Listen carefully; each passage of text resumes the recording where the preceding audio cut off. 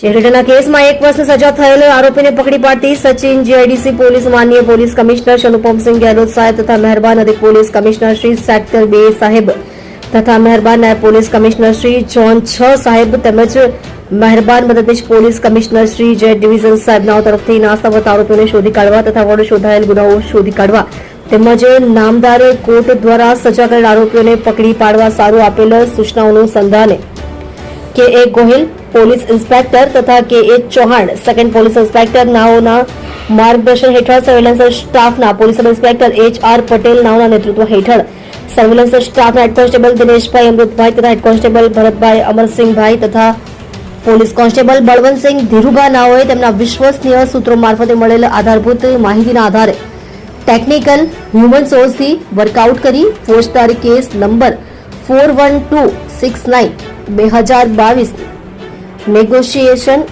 Act કલમ 138 મુજબના કામે મહેરબાન 7મા additional chief judicial magistrate Surat નાઓએ તારીખ 4/5/2026 રોજ આરોપી મહેન્દ્ર શ્યામનારાયણ યાદવ તે નિશા એન્જિનિયરિંગના પ્રોપરાઇટર તથા સિગ્નેચરી ઓથોરિટી રહે B59 સમૃદ્ધિ પાર્ક સોસાયટી કાપોદ્રા પાટિયા અંકલેશ્વરને 1 વર્ષની સજા કરતો હુકમ કરેલ હોય છે. આરોપીને અંકલેશ્વર ખાતેથી પકડી પાડેલ છે.